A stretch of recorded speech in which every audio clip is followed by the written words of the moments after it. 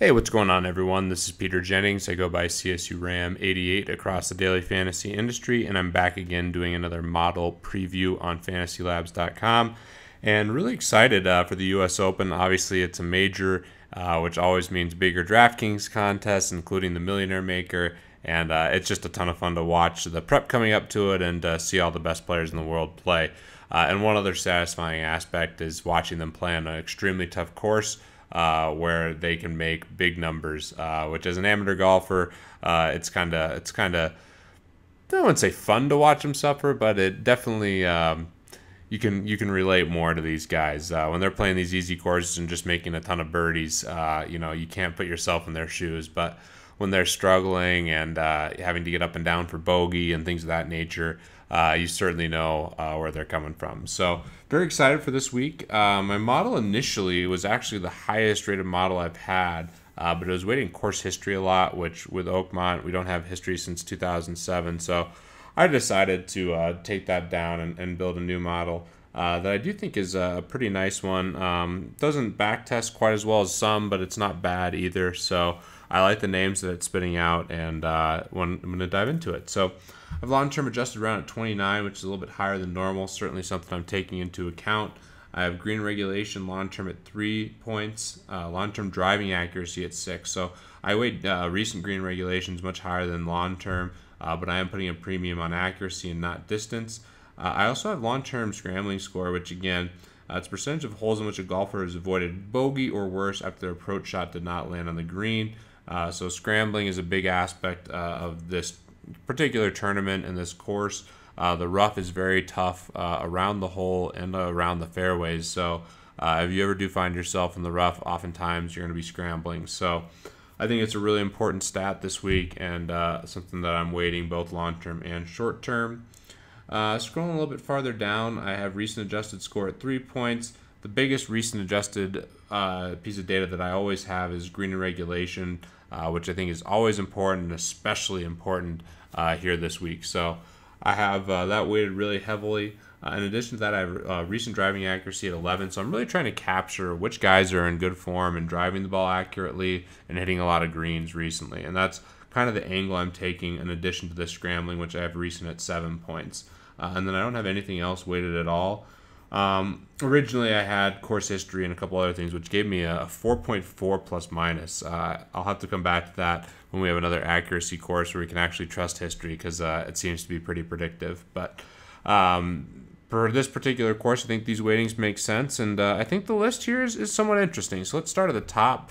It has Rory McIlroy so much higher than the other studs, which is interesting. You know, if you scroll down here, this is where Jason Day is, and I actually like Jason Day the most this week of all the guys at the top. But Rory's number one in this model, hits a lot of greens, which is obviously critical long term. If you look at his recent form, he's really been hitting a lot of greens, which is why he's popping so much in this particular model. So I think Rory's a great play. I like him and Day the most at the top. Justin Rose, I think, is going to be a contrarian play at his price. I think a lot of people are going to play Dustin Johnson or pay up for one of the big three. But I like Justin Rose quite a bit. One stat that I'm looking at that I think makes him pop a ton is hitting 74.3% of greens regulation in his recent form, which is huge. And I think that, you know, he's someone that's not getting enough attention this week. That definitely could be a really nice contrarian play. We talked about Henrik Stenson. Oh, sorry about that. Going back to the model here. We talked a little bit about Henrik Stenson as well, and on the podcast, and I think that he's a really intriguing play. And basically what I think with Stenson is that you can get a lot of value with him because he's not going to have to hit driver as much at this course, which is huge for him.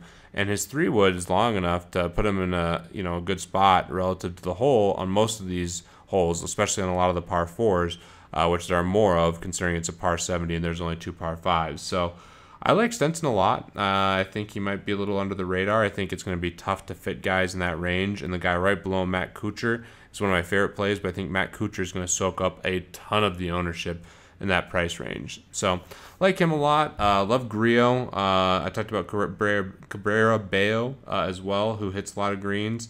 I'm going to point out Jason Duffner has been hitting greens like crazy, which is great recently. 75% green regulation in recent form, which is off the charts. I like him quite a bit. as well as one of the kind of cheaper guys to fill out cash games and tournaments. I like Grillo quite a bit, like I talked about in the pod as well. Scrolling down, I think Willett makes a really interesting play. I'm pretty high on him just in general.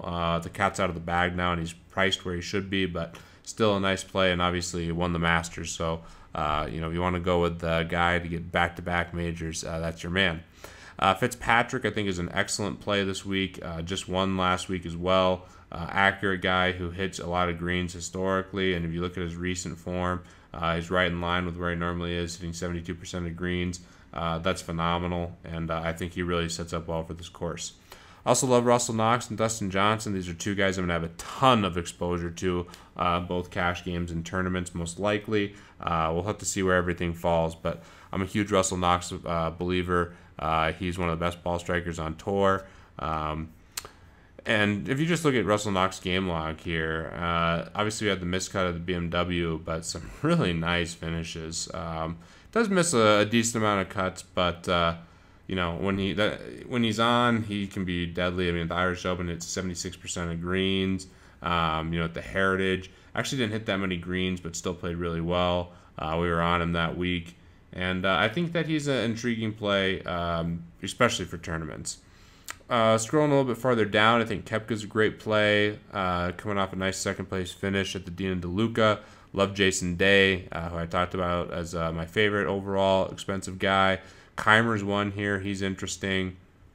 Like Adam Scott quite a bit as well. The angle with Adam Scott, if you're bullish on him, the angle that you're taking is basically that putting isn't as important, and that's because the greens are just so ridiculous. So I think that this could set up pretty well for Adam Scott. Definitely someone who can be very accurate off the tee and certainly has the distance, which is the angle Colin is currently taking. If the course is very wet, you're going to need some guys who hit the ball a little bit farther. Scrolling a little bit farther down, I mean, it's starting to get into some guys I definitely like but don't love. Danny Lee, I think, is decent value. Matsuyama, Casey, I think, will be somewhat popular. I haven't really decided on them, but they're not initially some of my favorite plays. I love Schwartzel, who's actually not doing that well in this model because he hasn't been that accurate off the tee, but I think he's way too cheap at his price. Daniel Berger just won, someone who's way too cheap as well. Kevin Chappell's the last guy I really want to point out here, too. I think he's underpriced at $7,100, and here's another guy who's just very accurate in general and has great ball striking. I guess Lucas Glover's another guy here who you have to think about if you're going to take the bad putting angle. Definitely don't mind putting like a Lucas Glover, Adam Scott type team out there. So hope this is helpful for you guys. We're going to be doing a ton of other content. We have the podcast. Brian and I did an evergreen podcast basically talking about millionaire maker strategy. And we'll be doing a live show on Wednesday. And that's where I think we're going to give out the best information. Just because we'll have more research done. We'll have more ideas on what the weather's going to be like exactly. And we'll be adjusting for all the line movement and other valuable data points that we'll have by Wednesday. So always looking to see more Fantasy Lab subscribers at the top of the leaderboard. And, of course, good luck this week in the U.S. Open.